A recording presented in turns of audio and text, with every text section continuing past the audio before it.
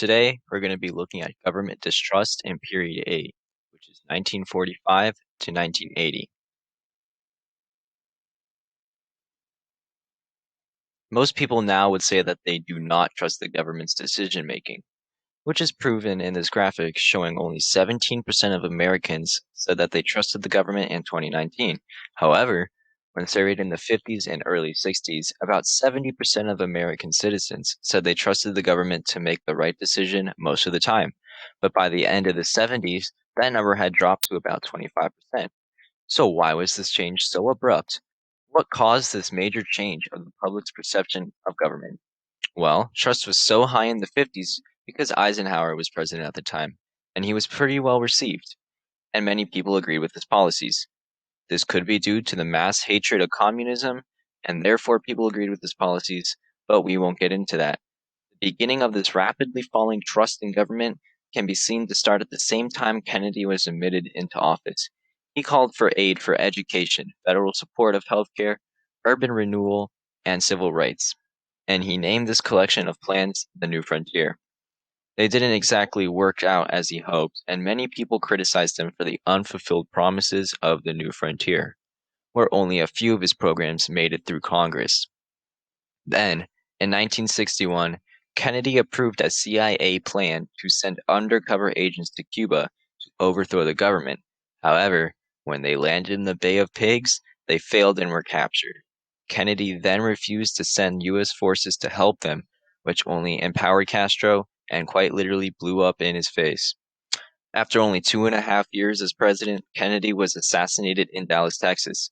The Warren Commission concluded that the assassin was Lee Harvey Oswald, yet the growing distrust among citizens and unanswered questions led many to develop conspiracy theories regarding the true assassin, and it also led to a loss of credibility in the government.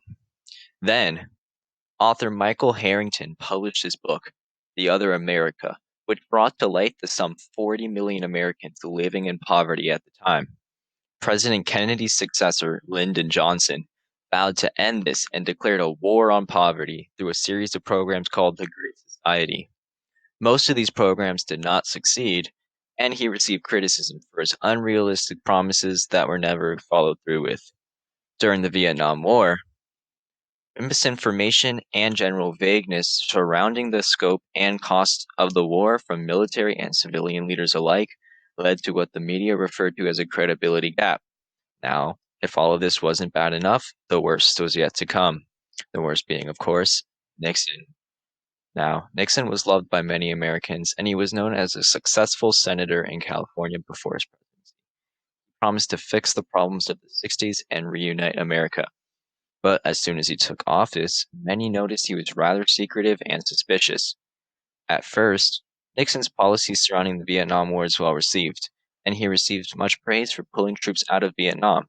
However, in April 1970, Nixon ordered the invasion of Cambodia in order to destroy a Vietnamese communist base.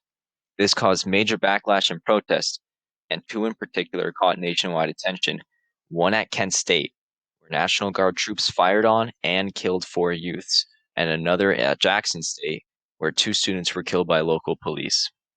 Obviously, this wasn't well received by the masses and contributed even more to the growing uneasiness surrounding the government. And then, in 1970, the American public was shocked to find out about the My Lai massacre in 1968, where U.S. troops massacred women and children in a southern Vietnamese village.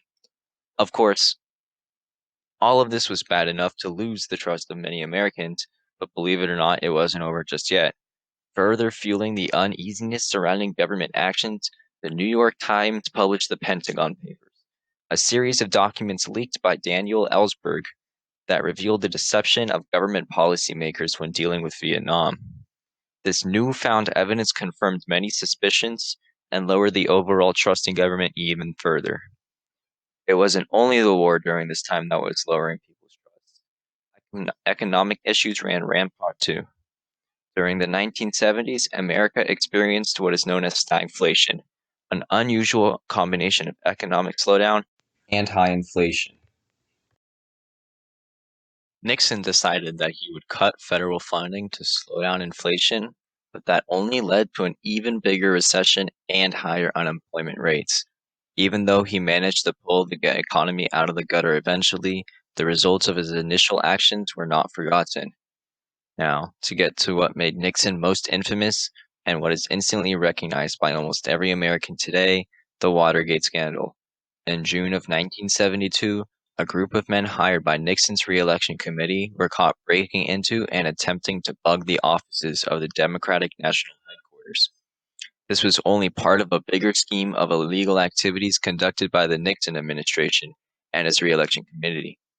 Nixon has also ordered wiretaps on other government officials and reporters as an attempt to stop the release of news regarding the Cambodia bombings, which prompted nationwide protests. The office of Daniel Ellsberg was also raided in an attempt to find anything to discredit the Pentagon Papers. The White House had also created an enemies list of Americans who opposed Nixon or the Vietnam War. While there was no solid proof against Nixon, it was with 100% certainty that many Americans would say he was behind all the suspicious activity.